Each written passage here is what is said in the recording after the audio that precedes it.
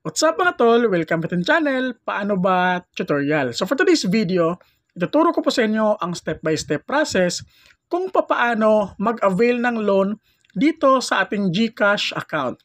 So mga tol, bago tayo patuloy sa ating tutorial ngayon, kung bago pa lang pa kayo dito sa ating channel, pakiclick naman po ako ng like button dyan sa ibaba at click mo na din ang subscribe button at notification bell para ma-update kita sa aking susunod na video.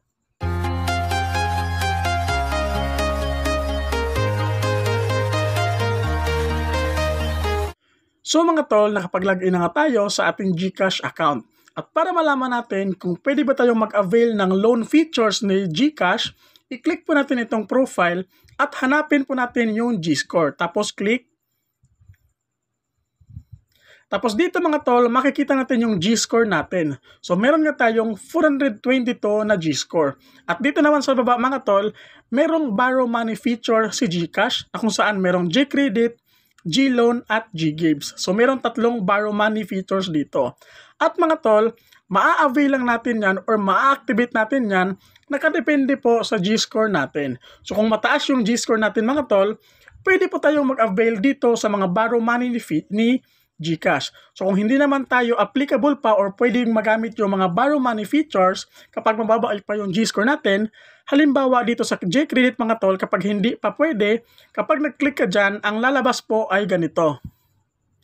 So, you need a higher G-score to unlock your credit line. So, ang gagawin mo lang dito mga tol, para mapataas pa yung G-score mo at ma-activate alinman dito yung gusto mong gamitin sa borrow money feature, is pwede ka pong mag-pay bills gamit yung GCash, mag-buy load gamit yung GCash, mag-transfer ng pera from GCash to GCash, at mag-transfer ng pera from GCash to bank. So yan po yung pwede mong gawin mga tol para tumaas yung G-score mo. At kapag pwede ka namang mag-avail sa isang borrow money feature ni GCash, halimbawa dito sa G-loan kasi nga pwede ako, kapag nag-click tayo dito mga tol, automatic yan, mag-proceed tayo dito. At meron nga tayo ditong pwedeng i-borrow na up to 2,000 pesos. So mga tol, payable siya in 5 months, meron siyang interest rates na 6% average per month, at meron siyang processing fee na 3% one time lamang. So ganito yung mangyayari mga tol. So ngayon, para ma-proceed natin, i-click lang natin itong get started.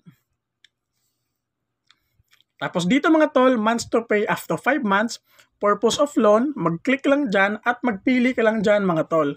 Meron business expense, debt consolidation, emergency, medical, education, travel, special occasion at general expenses or other. So click mo lang yan, pili ka dyan, tapos scroll down, click mo lang itong get this loan. So mga tol, pangatlong beses na po natin itong nakapag-loan dito sa GCash. At ngayon sa pangatlong beses natin, tumaas siya at naging 2,000 pesos. So sa first attempt natin at second attempt, 1,000 pesos lamang siya, ngayon naging 2,000 pesos na. So mga tol, ang gagawin lang natin dito is click ulit itong continue. Tapos dito mga tol, since nakapag-loan na tayo noon, automatic mga tol, nakalagay na po dito yung full name natin, birth date, nationality, mobile number, email address, source of funds, and nature of work. Kapag hindi pa po kayo naka-fill up dito, first time nyo pa lang mga tol, kailangan nyo po itong fill upan. So since pangatlo na natin, automatic mga tol, nakalagay na siya dyan. So ilalagay ko lang po sa description box, sa comment section, yung first attempt loan natin sa ating G-loan para malaman nyo po yung buong detalye. So dito naman is in-explain ko na rin sa inyo para syempre malaman din niyo yung buong proseso. So, scroll down, tapos click lang natin itong next. Tapos dito mga tol, meron siyang other personal details, review your other information. So fill upan lang natin dito mga tol, yung nickname, sex, civil status, other mobile number, landline number, optional, own a small business. So fill upan muna natin to mga tol. And after natin ma-fill upan ng mga tol, scroll down lang kayo at i-click nyo lang itong next button. At dito mga tol, nakalagay po yung review your G-loan application, nakalagay lahat. Dito yung ating information, lahat dito mga tol.